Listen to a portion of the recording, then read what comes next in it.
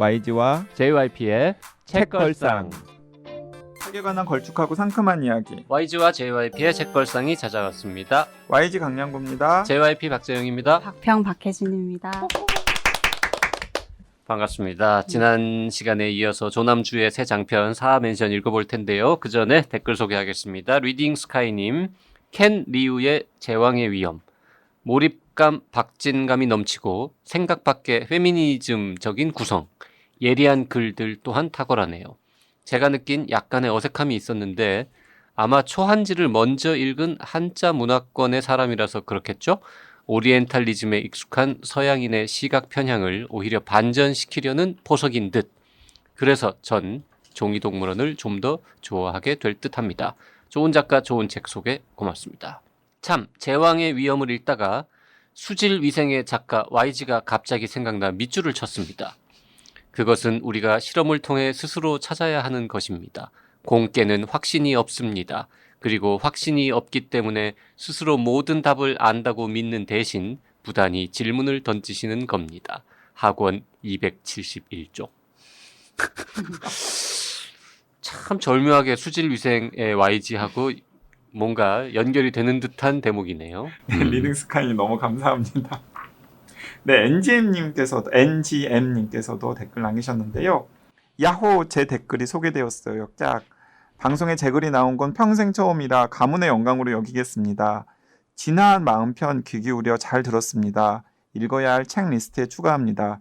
제가 한 번도 접해본 적 없는 진화심리학. 책걸상이 아니었다면 쳐다보지도 않았겠죠. 편식 없이 고루 섭취하게 도와주는 책걸상은 독서계의 영양사. JYP님, 고상한 외모와 다르게 낄낄거리는 웃음소리 참 좋습니다. 인간 본연의 천진함이 그대로 묻어나는 것 같아 저도 따라 웃게 된답니다. 인간 본연의 천진함. 아유, 어떻게 웃어야 되지 이제. 뭐 고상한 외모, 네, 감사합니다. 네, 먼 길을 돌아서님, YG와 JYP님 방송을 많이 들었지만 처음으로 댓글 남깁니다. 평소에 열독하고 있는데 일주일에 2-3번 서점을 방문해서 책을 구입합니다. 물론 앱 추천 도서를 통해서 도움을 받기도 합니다. 그럼에도 책을 선택하는 데 있어서 저의 한계를 자각하곤 합니다. 언제부턴가 책걸상의 영향을 받아 책을 구입하고 있는 저 자신을 알게 됐습니다. 여러 팟캐스트나 팟빵의 책 관련 방송을 듣지만 책걸상의 책 소개 방식이 가장 마음에 듭니다. 특히나 YG님의 장르를 넘나드는 취향을 존경하게 됐습니다. 앞으로도 좋은 방송 기대합니다. 다른 책 소개 방송은 어떻게 하는 거예요? 저 진짜 한 번도 들어본 적이 없걸랑요? 인간 본연의 천진함 같은 것들이 이제 적은 없어요? 되게 진지하구나. 않죠. 거기는. 쉽지 않죠. 네. 다른 방송들은 혹시 대본이 있습니까? 대본이 있더라고요. 이게 책 이게 뭐라고는 책 이게 대본이 뭐라고는 있죠. 대본이 있더라고요. 약간 있어요? 약간 있는 게 아니라 촘촘하게 있어요. 그래요? 네, 굉장히 촘촘하게 대본이 있고요. 그런데 물론 낭만 서점은 대본이 있어요? 거의 없습니다. 거의 없어요. 물론 책 이게 뭐라고도 그 요조님이나 장 작가님께서 거의 이제 대본과 구애 없이 이야기를 하시는데 상당히 사전 준비를 많이 하신 듯한 느낌을 받았어요. 그러니까 제가 거기 출연했을 때 약간 에피소드가 있었는데 대본을 저한테 보내주신 거예요. 근데 그 대본이 스팸으로 처리가 되어 있었던 거예요. 근데 저는 당연히 책걸상은 대본이 없잖아요. 그래서 여기도 우리랑 비슷하구나라고 생각하고 그냥 쫄래쫄래 간 거예요. 쫄래쫄래 갔는데 대본 안 봤어? 그냥 저는 그냥 가면 되는 거죠라고 딱 했는데 헉 대본을 보내주셨대요. 1시간 전에야 저는 그 사실을 안 거죠. 그래서 가기 전에 그냥 눈팅을 하고 갔는데 준비 같은 건 하나도 못하고 그냥 가서 고백했죠.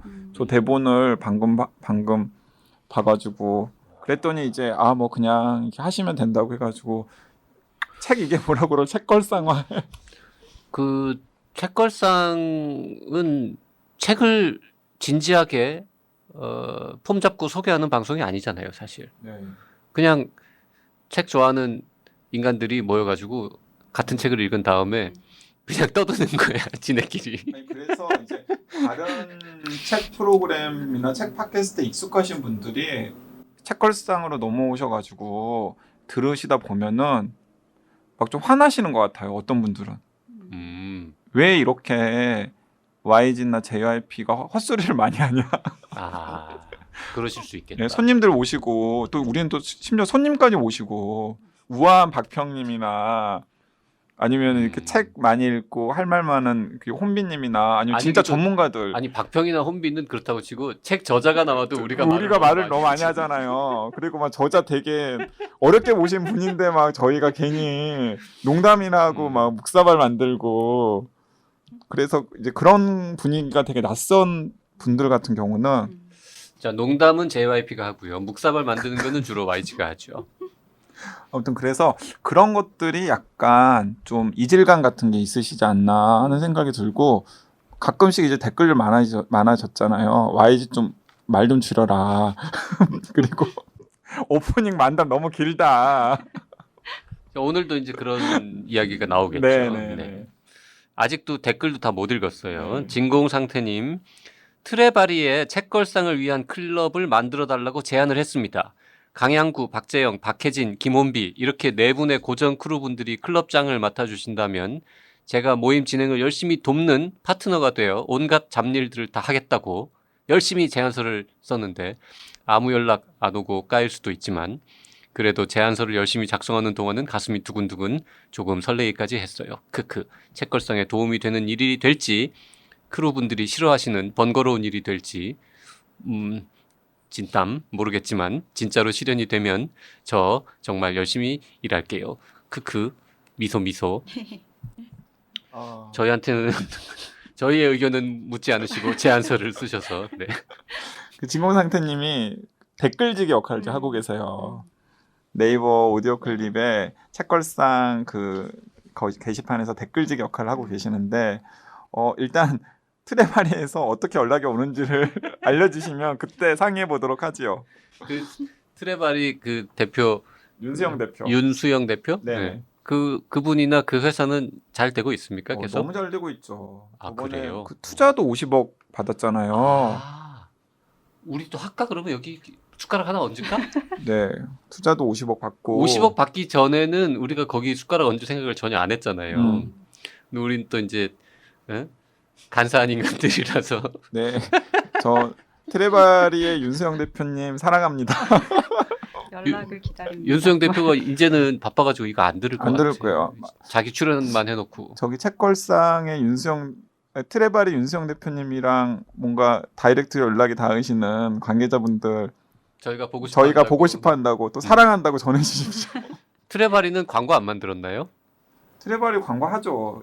그 페이스북 광고 엄청 많이 하잖아. 책걸상에도 광고를 좀 하라고 윤 대표한테 YG가 연락합시다.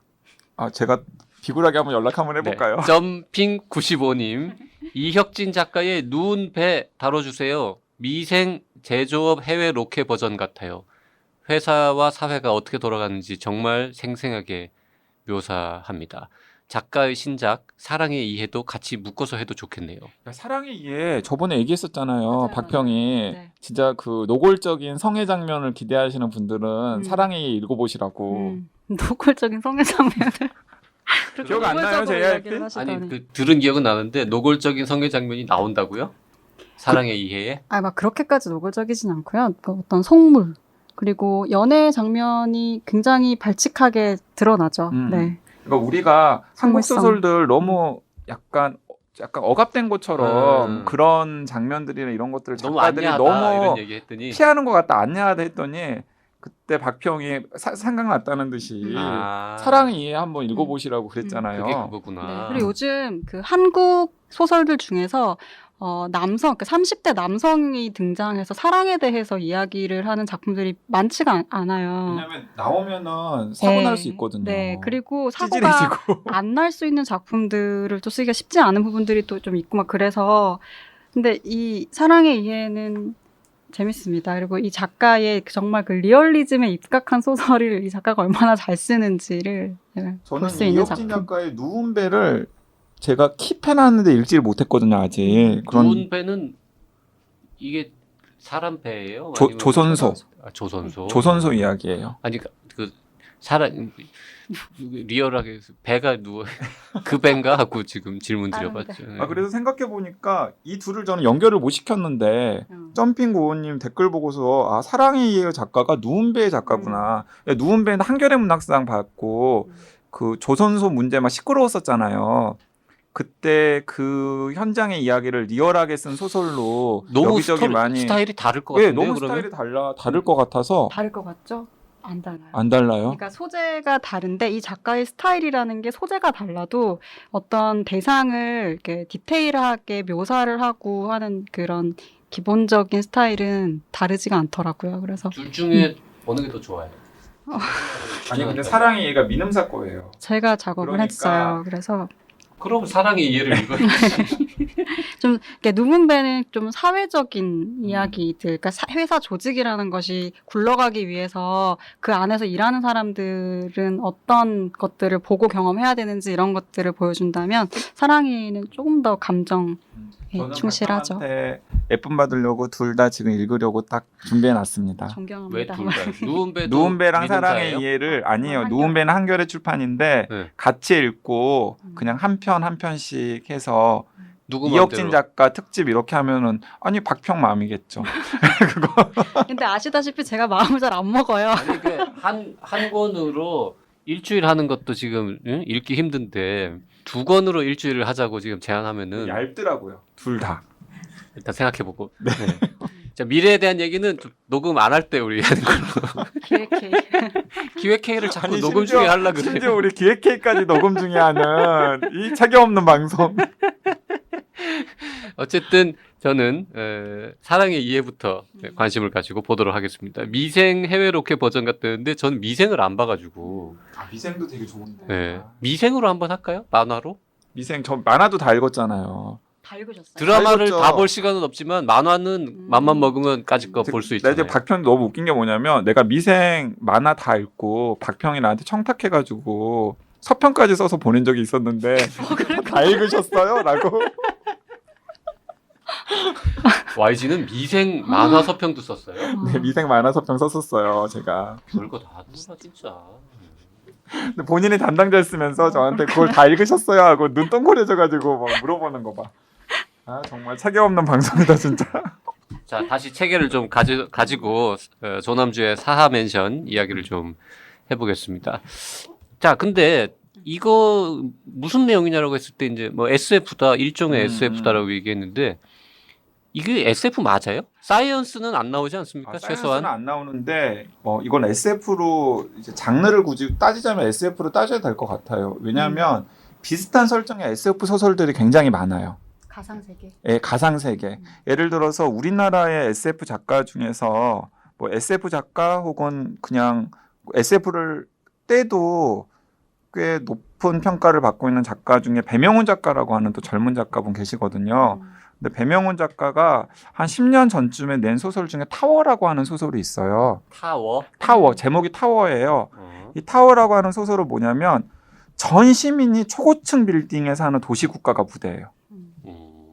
예, 빈스토크라고 하는 초고층 빌딩 하나에 모든 시민이 사는 도시국가가 무대인데 거기도 그 도시를 배경으로 한 6편의 연작 이야기를 묶은 소설이 이 타워라고 하는 이야기였거든요. 그러니까 근데 그것도 SF로 이제 분류를 했고 당시에 작가도 SF라고 이야기를 했고 또 독자들도 SF 소설이라고 이해를 하는데 따지고 보면은 조남주 작가의 사하멘션도 그런 되게 그런 비슷한 종류의 SF 소설들의 장르적인 이 관습을 그대로 가져온 거라서 SF로 분류하는 게 맞을 것 같아요. 네. 그렇군요. 네. 근데 저는 이제 더 흥미 있었던 게 이제 책을 읽은 다음에 이 그 인터넷 서점 중에 알라딘 있잖아요. 알라딘에서 최근에 재밌는 통계를 공개하기 시작했는데 구매자 분포라고 하는 통계를 공개하기 시작했어요. 그래서 사하멘션의 구매자들이 알라딘이라는 인터넷 서점에서 어떤지를 제가 살펴봤더니 좀 흥미로웠는데 일단 남성 여성의 비율이 극단적으로 갈려요. 여성이 많이 샀겠죠. 여성이 엄청나게 많이 샀죠. 그걸 일단 두 가지인데 소설 독자들 자체의 여성 독자들이 훨씬 많고 또 하나는 82년생 김지영에 대한 호감도가 아무래도 남성보다는 여성들이 더 높을 것 아니에요. 그래서 여성들이 더 많이 산 것 같은데 두 번째는 별점이 또 완전히 딱 갈려요. 많이 주거나 조금 주거나. 네, 그러니까 이게 그 지니진이라는 신작을 낸 정유정 작가 같은 경우에는 별점이 되게는 높은 편이거든요. 그러니까 그건 정유정 작가를 원래 좋아하는 독자들이 그 책을 사서 봤는데 예전 소설들이랑 느낌은 다르지만 어쨌든 간에 그냥 스토리텔링에 신경을 쓴 부분에 있어서는 그냥 의기투합한 거죠. 원래 독자들이랑. 그런데 조남주 작가들의 책을 기대하고 산 독자들 중에는 딱 갈려요. 하나는 뭐냐면 좀 낮은 별점을 준 분들이 압도적인 평은 뭐냐면 잘 안 읽힌다예요. 잘 안 읽힌다. 안 읽힌다. 그래서 좀 재미없다 혹은 기대에 못 미친다라는 게 이제 낮은 별점을 주신 분들이고 좀 높은 별점을 주신 분들은 역시 조남주다. 예를 들어서 제가 그냥 몇 개만 읽어드리면은 우리 가족의 삶과 너무 겹쳐 보여서 먹먹했다. 혹은 시대와 함께하는 작품을 써주신 작가에게 감사하다. 뭐 이제 이런 얘기들. 그러니까 지난번에 이 조남주 작가가 오히려 이 소설을 통해서 방점을 찍고 싶은 것은 재밌는 이야기 혹은 몰입감 있는 이야기라기보다는 현실에서 우리가 느끼거나 경험한 어떤 것들을 좀 조남주 작가의 필터로 걸러서 소설로 형상화를 시키고 싶고 그 무대가 사하맨션이었다 혹은 타운이었다라는 말씀을 이 박평이 했었는데 이제 그 대목과 이렇게 딱 공감대가 맞은 독자들은 되게 높은 평가를 해주고 그게 아니라 뭔가 좀 재밌게 잘 읽히는 소설을 기대하고 펼친 분들은 좀 이건 너무 잘 안 읽히지 않나 하는 생각을 했었는데 이제 어떤 그 독자가 인터뷰를 소개를 했는데 조남주 작가가 인터뷰에서도 이런 얘기를 직접 하셨나 봐요. 자기는 읽히는 재미보다는 어떤 이야기를 전할지를 우선순위에 두고 소설을 쓴다. 그러니까 잘 읽히고 재미있게 읽히는 건 별로 내가 관심을 이렇게 우선순위로 두고 있는 부분은 아니다라고 이야기를 하셨다는데 그런 저자의 의도를 염두에 두면은 사실 사하맨션은 딱 그 의도에 맞게끔 소설을 하신 게 아닌가 싶어요. 저는 독자의 입장에서 보자면 이런 좀 그러니까 판단을 어떤 불가하게 만드는 지점이 있는 작품들이 나오는 건 굉장히 재밌는 현상인 것 같아요. 그러니까 소설이 나왔을 때 이건 좋은 소설이지라고 깨닫게 될 때 우리가 좋은 소설이라는 것에 대한 사실 생각이 있거든요. 어떤 건 좋은 것이다라는 관념 아래에서 이 작품을 이제 평가하게 만드는데 좀 그런 것들을 좀 무화시키는 어떤 선을 막 이렇게 흔들어 버리는 작품들이 있어요. 근데 그런 것들이 나오면 팽팽하죠. 이 작품을 어떻게 봐야 될 것이고 작가는 무슨 얘기를 하고 싶은 거고 근데 그 얘기를 하기 위해서 꼭 이런 방식의 그 구조를 만들어야 됐었나 이런 질문들을 할 수 있는데 제가 이 소설을 좀 여러 번 읽으면서 느꼈던 건 조남주 작가의 힘은 그러니까 우리가 보통 이제 현대 소설이라고 하면 되게 익숙한 그 구도가 있잖아요. 그러니까 독특한 개인이 등장해서 그 개인의 어떤 행동들을 통해서 이제 이야기들을 만들어가는 어떤 개인을 발견하는 건데 조남주 작가 소설에 등장한 사람들은 그런 사적인 개인이 아니라 굉장히 공적인 인물들이에요. 그래서 이렇게 등장한 사람들이 그냥 굉장히 독특한 내면을 가지고 있는 사람들이 아니라 이 사회의 어떤 사람들을 되게 대표하거나 혹은 상징화하는 방식의 캐릭터들이 계속 나오거든요. 근데 그런 방식으로 작가가 어떤 공적 사회에 대해서 이야기하고 싶을 때 그 방식으로 소설을 택할 때 취할 수 있는 어떤 문학적인 그 목소리 이런 것들의 측면에서 굉장히 과거에 어떤 우리가 좋다고 혹은 익숙하다고 생각했던 소설들과 좀 선을 이렇게 지어지는 부분이 있고 최근에 장정일 작가가 한 칼럼에서 그런 얘기 하셨더라고요. 사소설이라는 그러니까 일본 사소설이라는 것이 너무나 특수한 형태다. 왜냐하면 그렇기 때문에 정말 별것 아닌 어떤 작가의 내면이라든지 욕망이라든지 이런 것들을 가지고 뭐 아주 긴 소설들을 쓰잖아요. 근데 그런 것들은 공적 발화를 하지 않는 작가들을 계속 만들어낸다는 거죠. 그거는 어떤 측면에서 보면은 권력이 굉장히 원하는 방식의 방향인 건데 그것들에 우리가 좀 많이 익숙해져 있기도 하고 또 그것들이 만들어낸 어떤 예술적인 세계도 있지만 그렇지 않은 방향으로 나가려는 흐름들도 있는 것 같아요. 그러니까 뭐 7, 80년대 어떤 현실 참여적인 소설과 다른 방식으로 현실에 참여하는 소설들이 지금 나오고 있는데 그 사이에서 조남주 작가는 뭔가 자신만의 어떤 색깔을 가지고 자기가 하고 싶은 이야기를 하기 위해서 좀 다른 목소리를 만들어가고 있다 이렇게 보여지고 82년생 김지영도 처음 나왔을 때 굉장히 여러 가지 그 이야기들이 있었거든요. 그래서 독자들의 어떤 읽기 욕망에 따라서 이 작품이 계속 뭔가 완성돼가는 느낌을 좀 줬었는데 사하맨션도 어떤 측면에서는 뭔가 적극적으로 개입해서 읽을 부분들이 굉장히 많은 작품이 아닐까라는 생각도 들어요. 네. 이 책이 잘 안 읽힌다는 평을 받는다면, 아까 그 초반에 지난 시간에 얘기했지만은 첫 번째로 진입 장벽이 좀 있다. 약간 불친절하다라는 측면이 한 가지 있을 테고. 이 타운이나 혹은 사하맨션의 구조를 그려야 기본적으로 좀 몰입이 되는 그러니까요. 장벽이 있어요. 그게 있을 테고 또 한 가지 이유는 이게 좀 하나의 일관된 스토리가 이렇게 쫙 쌓여간다기보다는 뭐 옴니버스라는 표현도 쓰셨지만은 그냥 여러 명의 등장인물, 주요 등장인물들의 이야기가 이렇게 단편적으로 나가다 보니까 왜 이 얘기했다 저 얘기했다 하지 이런 느낌이 약간 있다 그럴까요? 그런 것도 영향을 좀 주겠죠. 이것도 독자의 수고가 좀 들어가는 거죠. 이야기를 자기가 짜 맞춰야 되고 심지어는 빈 구석을 좀 채워 넣어야 돼요. 우리가 안 다뤘습니다만은 정세랑의 50 피플은 네, 정세랑 작가한테 강연 까이고 나서 50명쯤 되는 사람들이 조금씩 나오는 이야기가 이어져 있잖아요. 51명인가? 뭐예요? 52명인가? 네, 그랬던 것 네네. 같은데 이 책은 한 10 피플 좀 10명, 되는 10명, 13명 13명 정도. 네. 네. 더즌 피플 정도의 사람들이 그런 형식으로 좀 나오는 그런 분위기잖아요. 그래서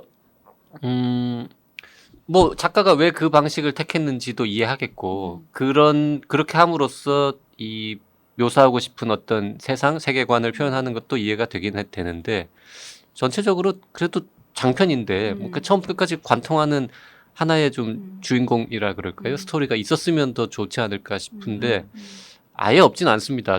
처음에 그 살인 사건이 뒤에 가서 대충 해결은 되는데 그런 부분에서는 조금 취약한 부분이 있긴 있는 것 같아요. 네. 저는 박평의 이야기를 듣고서 그냥 여러 가지 생각이 드는데 이게 그 책걸상 오랜 애청자분들은 이 구도를 알겠지만은 이 그 뭐 딱 그 박평과 YG의 딱 또렷한 구도가 있잖아요. 뭔가 그 YG는 되게 잘 읽히는 소설, 그리고 뭔가 스토리텔링이 굉장히 강한 소설을 YG는 굉장히 선호하고 반면에 이제 박평 같은 경우에는 뭔가 독자에게 참여를 유도하는 소설 그리고 독자가 빈 구석을 채우고 독자에게 많은 생각을 하게끔 하는 그런 소설을 박평은 확실히 선호를 하고 JYP는 그때그때 다르고 JYP는 둘 다 잘한 소설을 좋아하고 네, 이제 그걸 아실 텐데 굳이 따지면 사하맨션 같은 경우에는 스토리텔링이 굉장히 강하게 쓸 수 있는 장르적인 뭔가 그런 장치라던가 소재라든가 이런 것들을 안에 충분히 가지고 있으면서도 작가가 일부러 그걸 피해간 듯한 느낌이 들어요. 그래서 그냥 제 표현대로 말씀을 드리자면은 약간 좀 불친절하고 그리고 또 독자들로 하여금 채워 넣어야 할 구석들이 굉장히 많고 그리고 이건 이 작가가 어떤 의도로 이 장면이라든가 혹은 이런 설정이라든가 이런 등장인물 사건을 등장시켰지? 라고 하는 것들을 자꾸 생각하게 하는 그런 소설이라는 점에서 사실 제 취향은 아니라고도 할 수 있는데 그럼에도 불구하고 매력은 있어요. 왜 매력이 있냐면 저는 사하맨션과 정유정 작가의 그 스토리텔링 강한 신작을 동시에 좀 앞에서부터 들여다보다가 결국에는 정유정 작가 소설을 일단 제쳐두고 사하맨션을 끝까지 읽게 되더라고요. 그건 방송하려고 방송하려고 하는 게 아니에요. 왜냐하면 한 보름 전쯤에 읽었기 때문에 방송과는 전혀 상관이 없었는데 그래서 분명히 어떤 매력은 있어요. 근데 저는 그래서 좀 아쉬운 거예요. 아예 그 매력을 좀 더 살렸으면은 저 같은 스토리텔링 좋아하는 독자들, 그러니까 지금 별 박하게 준 독자들도 확 끌어들일 수 있었을 텐데 왜 편집자나 작가가 그런 선택을 안 했을까? 여기 편집자는 이제 박평인데. 제가 비슷한 얘기를 덧붙이자면 사하맨션이라는 세상이 있고 타운이라는 세상이 있잖아요. 맞아요. 근데 타운에 사는 사람들의 이야기는 거의 안 나오고 타운에 사는 사람들도 거의 등장하지 않고 아예 안 나오진 않습니다만 그러다 보니까 저는 이제 읽으면서 당연히 그런 생각을 했거든요. 좀 있으면 이제 타운에서도 뭔가 일이 벌어지거나 뭐 타운에 있는 사람 중에서 누가 뭐 일로 오거나 뭐 아니 뭐가 사건이 발생하거나 뭐 이럴 줄 알았는데 그게 없이 계속 사하맨션에 사는 사람들의 이야기만 가지고 쭉 흘러가니까 그냥 뭐 뒤에 가서는 지금쯤 와서 타운에서 뭐 큰일이 터지면 그거 이상하잖아. 더 수습이 안 되니까. 아니면은 약간 스포일러지만 그 처음부터 등장하는 살인 사건이 타운의 뭔가 사람과 뭔가 직접적인 뭔가 연관가 있는지 그러면은 약간 이건 저는 그 영화는 안 봤거든요. 볼 시간이 없어가지고 기생충 안 봤는데 약간 기생충의 소설 버전. 네네. 아니 어쨌든 그래서 그렇게 만약에 타운에 있는 이야기, 타운에 있는 사람들까지 등장시켰으면 훨씬 판이 커지고 스케일도 커지고 분량도 아마 YG가 좋아하는 막 2권짜리 1000페이지짜리 이렇게 갔겠지만은 이거는 뭐 기껏해야 원고지로는 한 1000장 될까요? 하여튼 네네. 그 정도밖에 안 되는 두껍지 않은 길지 않은 장편이다 보니까 그렇게까지 다루기는 어려웠겠습니다만 그래도 타운 이야기가 너무 적은 게 좀 불만이다. 이런 것 같아요. 타운은 그 안에서 어떤 사람들이 생활을 하는 어떤 공간 혹은 배경이라기보다는 이 사람들을 받아들이지 못하는 하나의 상징적인, 그러니까 우리가 살아가고 있을 때, 그러니까 우리라고 하는 것도 사실 좀 뭐 말하기 힘든 부분이긴 하지만 어디까지가 우리인가 이런. 우리가 아니죠. 네, 우리는 우리가 아니라는 측면에서 어디까지를 우리라고 할 수 있을지는 모르겠지만 뭔가 그 거부당하는 사람들을 거부하는 그런 시스템으로서 타운이라는 건 좀 존재하는 것이고, 그럼 그 바깥으로 밀려났을 때, 그러니까 작가가 이 작품을 2012년도부터 썼다고 하더라고요. 근데 그때 이제 한창 공공의 영역에 있던 것들이 막 민영화되고 뭐 이럴 때였어요. 그러니까 그럴 때 밀려난 사람들이 그러면 과연 어떤 방식으로 살아갈 수 있을까라는 걸 이제 사하맨션이라는 것을 통해서 이제 상상한 것이거든요. 그래서 사하맨션 안에서 일어나는 일들이 사실 굉장히 에피소드적이고, 그리고 그 안에서 여러 사람들의 감각을 중심으로 다 묘사가 돼 있어요. 그러니까 어떤 사건들이 막 발생하는 게 아니고 공포와 불안의 실체가 무엇이냐. 그러니까 이 사람들이 이제 어떤 것에 대한 무서움을 느끼고 불안감을 느끼고, 근데 그 불안과 공포라는 것이 어떤 거냐라는 걸 되게 감각의 차원으로 전달을 하는데, 그러니까 이 소설을 쭉 읽다 보면 어떤 이야기의 차원도 아니고, 어떤 미문들이 굉장히 많고 중요한 문장들도 사실 많기는 해요. 그러니까 그 안에 되게 아픈 문장들도 있죠. 이를테면 아이들은 어른들의 우울한 유배지다. 이런 것도 사실 굉장히 사회적으로 같이 고민을 해야 되는 부분이다. 아이를 낳아야 되고 아이에 대해서 굉장히 중요하다고 하지만 사회 안에서 그 노키즈존 같은 것도 뭐 더 말할 필요도 없는 거죠. 근데 이제 그런 윤리적 감각의 차원에서 사실 조남주를 읽는다는 건 좀 중요한 의미가 있죠. 우리가 어떤 부분에서 질문을 하고 굉장히 불편함을 느껴야 하는가라는 것을 각각 개별의 에피소드들과 그 인물들이 느끼는 불안과 공포의 감정을 통해서 전달하는 측면이 있어요. 그래서 이게 어떻게 잘 읽히는가, 혹은 얼마만큼 이를테면은 이렇게 떡밥을 잘 회수해서 또 완결성 있는 이야기들을 만드는가의 차원과 좀 별개로 조남주를 계속 읽어야 할 것만 같은 그런 느낌을 주는 이제 작품의 내적 힘이 있는 거죠. 역시 평론가네. 지금 듣다 보니까 이렇게 해석할 수도 있겠네요. 타운은 독자들 중에 대다수, 여기 있는 세 사람을 포함해서 그래도 밥을 굶지는 않고 뭔가 이렇게 큰 위험, 어마어마하게 뭔가 괴로움에 처하지 않고 그냥 일상생활을 영위하는, 적어도 한국 사회에서 밥 먹고 사는 보통 사람들이고, 이 사하맨션은 우리가 맨날 이렇게 우리 주변에 눈에 잘 들어오지도 않고 맨날 잊어버리고 사는 어딘가에 소외되어 있는 이쪽을 상징하기 때문에 사하맨션은 우리가 평소에 안 보던 곳이니까 이 소설을 통해서 비춰주는 곳이고, 타운은 우리가 그냥 눈만 돌리면 다 있고 다 잘 알고 있으니까 굳이 거기는 묘사할 필요가 없다. 이렇게 볼 수도 있겠네요. 그렇죠. 사실 실제로 지금 맨션 안으로 들어온 사람들은 어떤 사람들이냐면요. 그러니까 여기 연화라는 인물이 나오는데 그 연화는 이렇게 읽어보면은 이 사람은 한국으로 결혼을 하기 위해 이주해온 여성이구나라는 생각이 좀 들어요. 네, 그리고 양육의 의지 없이 낳은 아이들이라거나, 그러니까 전혀 돌봄의 공동체로부터 돌봄을 받지 못하는 아이들이라거나, 뭔가, 그러니까 우리가 일상에서 그 타자화된 존재들이라고 하지만, 실제로 정말로 이렇게 주변에서 잘 드러나지 않고 어떤 사회적인, 정치적인 주체로서 잘 인식되지 못하는 그런 사람들이 어떻게 해서 희망을 놓지 않고 살아갈 수 있는가, 그 가능성이 정말 우리한테 있나? 이런 것들을 모색하는 작품이기도 한 것 같아요. 그래서 저는 어쩌면은 이 사하맨션으로 조남주 작가님이 한국에는 없는 약간 새로운 정체성의 작가 선언을 한 거라는 생각도 들어요. 예를 들어서 보통 한국의 작가들 혹은 어느 나라의 작가들도 적당히 독자의 눈치를 보면서 타협하게 되잖아요. 그렇잖아요. 그런데 조남주 작가는 나는 내가 중요하다고 생각하는 걸 얘기하는 작가지 독자가 듣고 싶거나 혹은 독자가 재밌게 읽도록 하는 이야기를 쓰는 서비스하는 작가가 아니야라는 걸 딱 그냥 선언한 것 같아요. 뭐 멋진 거죠. 네. 82년생 뭘 써도 82년생 김지영보다 더 많이 팔릴 수는 없을 거야. 네, 이렇게 네. 생각하면 그냥 본인이 쓰고 그냥 싶은 거 나는 쓰면 되니까. 내가 쓰고 싶은 거 쓰는 그런 작가야. 그런 용어 있어요? 사회파 SF 뭐 이런 거 있습니까? 사회파 SF 있죠.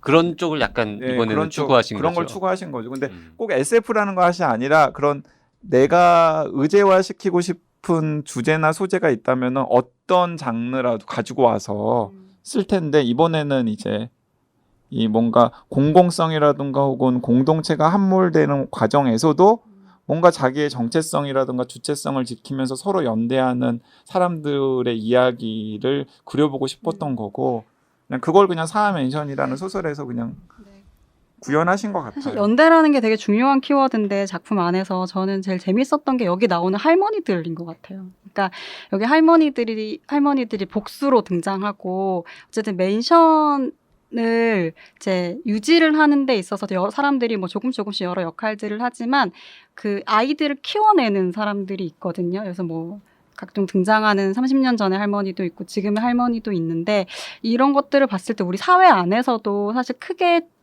집중되지 않는 존재들이긴 하지만 사실 이 할머니들이 어떤 돌봄을 통해서 생산에 기여하고 있는 측면들은 이 작품 안에서 좀 잘 드러나는 것 같아요. 그래서 그 돌봄의 공동체로서의 사하맨션도 되게 중요하고 그 안에서 지금까지 잘 비춰지지 않았지만 어떤 사람들이 각자의 자리에서 노력을 하고 있는가. 그러니까 세상이 굉장히 바뀌지 않는 것 같지만 어떤 사람들에 의해서 그래도 조금씩 나아가고 있는가 이런 것들을 좀 보여주는 것 같기도 하고 좀 편집하는 과정에서 있었던 재미있는 에피소드는 물어보지 않으셔서 제가 얘기를 하는데 그러니까 이게 우리의 문제인 것 같아요. 왜냐면은 그 혼비 작가 같은 경우에도 우리는 그런 거 안 물어봤잖아요. 실제로 무슨 술을 좋아하는지 뭐 아니면 그런 거 있잖아. 술을 뭐 어디서 술 마시는 걸 제일 좋아하는지 이런 걸 전혀 안 물어봤잖아요. 그러니까 우리도 텍스트주의자. 사하맨션에 편집자인 박평을 불렀으면은 뭐 무슨 작가와의 작업하는 과정에서 에피소드는 소소한 없었는지 이야기들, 뭐 원고는 뭐 제때 주신 건지 뭐 이런 걸 우리가 물어봐야 되는데 자기가 챙겨야죠 뭐. 이게 네, 좀 얘기 좀 하세요. 네. 요 안에 낙태에 관련된 에피소드가 있어요. 그러니까 이게 여기 나오는 할머니 중에 한 분이 본국에서 이제 그 조산사로 일을 했는데 불법으로 일을 했어요. 그러다가 사고가 나서 이제 거기선 당연히 사고가 나면 더 이상 살 수 없으니까 도망쳐서 사하맨션으로 왔는데 이제 낙태에 대해서 언급하는 부분이 있는데 이제 아이를 낳지 않겠다는 선택은 아이를 낳겠다는 선택만큼이나 존중받아야 하고 아이를 낳는 곳은 아이를 낳지 않는 곳도 되어야 한다 이런 그 이야기가 있거든요. 근데 이걸 편집하는 과정에 그 헌법재판소가 낙태에 대해서 헌법 불합치 결정을 내렸어요. 그래서 이거를 처음에 원고 봤을 때 2년 전이었는데 그때는 보고 이게 좀 읽었을 때 불편하고 좀 그렇게 읽힐 수도 있겠다라고 생각을 했는데 물론 여전히 뭐 생각들은 아직도 여러 가지가 있겠지만 그 사이에 변화가 있었고 지금은 이제 이 문장을 봐도 어느 정도는 조금 상식에 또 합당할 수 있는 거잖아요. 그래서 이런 변화들을 좀 보면서 이 안에 있는 뭐 꼭 낙태에 대한 이야기뿐만 아니라 여러 가지 에피소드들이 좀 그런 방식으로 사람들에게 좀 자극을 주는 측면이 있는 것 같아요. 그래서 이 얘기도 하고 싶었습니다. 네. 묻지 않은 질문에 대답을 하니 대답하고 나서 민망하네요. 정말 본인이 챙겨야 되고.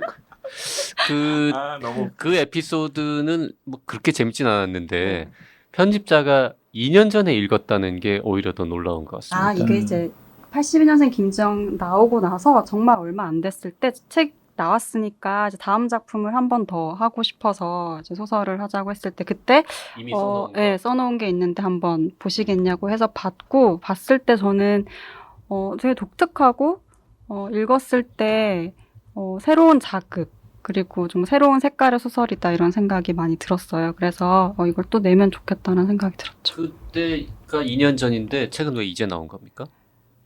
그 사이에 퇴고를 많이 하셨고요. 원고를 계속 고치셨어요. 그래서 전체적인 구조나 이런 게 바뀐 건 아니지만 좀 디테일하게 작가가 스스로 고친 겁니까? 아니면 편집자가 계속 뭘 고치라고 요구해서 고친 겁니까? 요구를 많이 하진 않았는데 서로 이렇게 논의를 많이 하면서 퇴고를 많이 하셨어요. 그 논의라고 말하고 뭔가 압박이라고 읽어야 하는 건 아닙니까? 전혀 아닙니다. 저는 레스의 편집자가 아닙니다. 이 문장 정말 아름다운데 저만 네. 간직하고 싶어요. 이런 얘기는 그런데 그러면 이런 건 없어요? 이제 박평이 원했으니까 제가 한번 물어보고 싶은 게 생겼는데 어쨌든 간에 그 출판사나 혹은 박평 입장에서는 좀 모셔야 될 저자잖아요. 네네. 그래서 그 저자와 편집자의 역관계가 약간 저자 쪽으로 좀 쏠려서 뭔가 박평 입장에서는 좀 방향에 대한 조언이라든가 문장에 대한 조언이라든가 뭐 제목이나 혹은 디자인에 대한 여러 가지 것들에 대한 이야기들을 좀 하고 싶은데 그 질문은 너무 우아한 거 아닙니까? 혹시 조남주 작가가 뭐 갑질했습니까? 갑질한 거 없어요? 뭐 이렇게 내가 이 원고를 당신한테 줄 테니까 우리 애 좀 데려다가 어디에 뭐 기사 좀 하라거나 뭐 그거 이런. 너무 낮은 그 조남주 작가를 너무 아니 나는 그런 거 물어보려는 줄 알았거든. 관계가 역전됐다 그랬어. 그건 조남주 작가에 대한 인신 모독이죠. 그렇죠. 예. 죄송합니다. 네, 네, 농담입니다. 예, 어떻습니까? 근데 워낙 인품이 훌륭하시고 뭐랄까 그리고 되게 겸손하신 분이고 그 얘기가 맨날 들은 얘기고. 네, 맨날 듣는 얘기인데 이 얘기밖에 사실 할 게 없어요. 왜냐하면 작품을 그 편집하거나 할 때도 워낙에 그런 그 인쇄율은 측면이라서. 다른 작가랑 똑같이 했습니까? 아니면 조금 더 높여서 했어요? 완전 다 동일합니다. 완전 다. 네. 우린 그런 게 또 궁금하거든. 네, 궁금하죠. 그러면 왜 조남주 작가는 또 민음사에서 또 박혜진이랑 작업을 한 겁니까? 다른 출판사에서 예를 들어서 계약금 막 선인세 더 줄 테니까 모시고 갔을 수도 있잖아요. 근데 이 작품은 저희가 이제 다 읽어보고 너무 하고 싶다고 얘기를 했기 때문에 계속 하게 된 거고요. 또 다음 작품은 또 다른 출판사에 좀 나올 거예요. 네. 그래서 뭐 여러 제가 제 무덤을 판 것 같습니다. 이게 이럴까 봐서 저희가 일부러 안 물어보는 거예요. 조남주 작가는 저 맞춤법이나 띄어쓰기 같은 건 어때요? 뭐 방송 기자, 그 작가셔가지고 네. 지금 어지러워요. 박평 지금 약간 시선을 피하고 지금 땀 삐질삐질 흘리고. 아니 성분해 나온 것 그러니까 같아요. 평소에 이제 일반 독자들은 알 수 없는 뭔가 조남주 작가의 뭐 특이한 뭐 기벽이라거나 뭐 그런 얘기를 좀 해줘야 지금 청취율이 올라가는 거 아닌가. 불화 막 이런 거. 불화. 불화. 편집자랑 크게 다퉈 뭐 아니면 그래서 막 연락을 막 한동안 안 받아서 박평 막 툭하면 되게 잠수타 뭐 마음을 막 되게 조리게 했다든지 로맨스는 별책부록 뭐 이런 것들. 이런 것처럼. 이 책 이제는 말할 수 있다. 이 책이 왜 2년 만에 나왔나. 뭐 그 사이에 어떤 우여곡절이 있었나. 뭐. 아니면 표지가리를 한 10번을 했다든지 작가가 마음에 안 들어 해가지고 색이 이게 뭐냐고 막 이러면서 저기 제가 말하는 색은 이 색이 아니고 이것보다 조금 더 블루톤 있잖아요. 블루톤 뭐 제 이런 잘못을 식의 인정하겠습니다. 자, 저희가 지난 한 5분 동안 했던 얘기는 정말 다 쓸데없는 소리고요. 네, 조남주 작가와는 아무런 상관이 없음을 명백하게 확인시켜 드립니다. 박병희 사석에서도 정말 조남주 작가님 칭찬을 많이 하셨어요. 네. 인품도 훌륭하시고 겸손하시고 베스트셀러 작가면은 약간 또 어깨에 힘 좀 들어가실 만 하잖아요. 근데 그런 것도 전혀 없고. 이런 건 좀 확실하게 있는 것 같아요. 사실 작품과 작가가 일치하지 않는 경우들이 많다고들 얘기하잖아요. 근데 그런 부분도 있을 수 있는데 사실 조남주 작가님의 어떤 작품들 최근에 82년생 김지영이나 사하맨션이나 그 전 작품들도 마찬가지인데 그런 작품은 사실 어떤 작가의 성향과 동떨어져서 나올 수 없는 작품들이에요. 그러니까 어떤 인물을 그려내는 방식이라든지 서술이라든지 그래서 되게 좀 비슷해요. 네, 작품에서 보이는 어떤 시선이나 이런 것들이 정말 흥미를 이뤄하시는. 조남주 작가께서 이 방송을 혹시 들으면 어떡하지? 우리가 이런 헛소리를 많이 했는데 그래서 저런 듣지 마시라고. 저런 인간들이랑 안 엮이길 잘했다 이런 생각을 하시겠죠. 내가 박형을 저기 보낸 게 가만히 너무 있어봐. 이거 후회스럽다. 막 훈훈하게 마무리하려면 이게 뒤에 정세랑 작가 또 문학평론가 신셋별님 또 김현 시인 이런 분들이 추천의 말을 써놨는데요. 네. 거기 이런 말 나옵니다. 디스토피아적 세계관과 계급 문제를 다룬다는 점에서 이 소설은 시녀 이야기나 설국열차 등을 떠올리게 한다. 내가 이거 딱 보고 그래 이거 설국열차랑도 일맥상통하는구나 라고 무릎을 쳤었습니다. 자, 그리고 이런 얘기도 있습니다. 소설은 한국을 혹은 기술과 윤리에 맞닿은 축이 비틀린 21세기를 닮지 않은 듯 닮았다. 공동체가 언제나 다음 단계로 순순히 나아가지는 않는다는 걸 혹독히 배우고도 자주 잊거나 무력하게 안주하지는 않는지 30년에 걸친 이야기로 묻는다. 네, 이건 정세랑 작가가 추천사를 쓴 내용이고요. 자, 우리가 헛소리를 많이 했습니다만 82년생 김지영하고 같은 작가가 썼다고 생각되지 않는 이렇게 말하니까 좀 이상한가? 하여튼 82년생 네. 그 연장선상에 있다고 보여지는 측면들도 많이 있고 또 한편으로는 완전 문제의식 의식이라는 면에서는 분명히 연장선상이 그렇네요. 있죠. 네네네. 그렇게 볼 수도 있겠습니다. 그런데 마치 문체나 스타일은 전혀 다른 다큐멘터리 대본 같은 스타일의 82년생 김지영과는 전혀 다른 식으로 또 썼으니까 이게 작가로서는 또 도전이고 그리고 나는 이런 식으로 이제 이번에는 한국 사회 여러 가지 모순들을 한번 소설로 형상화를 해봤어. 너희들도 같이 읽고 생각해보자 하고 독자들한테 손을 내민 거잖아요. 네, 그 시도가 저는 굉장히 용기 있다라는 생각이 들고 어쩌면은 조남주니까 또 할 수 있는 시도가 아니었나 하는 생각도 들기도 합니다. 82년생 김지영은 지금까지 18개국 언어로 번역되었다고 하는데요. 사하맨션도 뭔가 82년생 김지영 못지않은 좋은 반응이 있기를 기대하면서 오늘 방송 여기서 줄이도록 하겠습니다. 네, 그리고 사하맨션 만드느라고 박평 고생 많으셨어요. 네, 많이 관심 갖고 읽어주세요. 네, 저희 책걸싸기니까 이렇게 편집자님 직접 모시고 여러 가지 이야기 들을 수 있는 거 다른 아니겠어요? 저 책 다루는 팟캐스트에서 초청하면은 안 나가는 걸로. 네. 감사합니다. 질문을 새도 하셨고. 여기까지 하겠습니다. 고맙습니다. 네, 고생 많으셨습니다.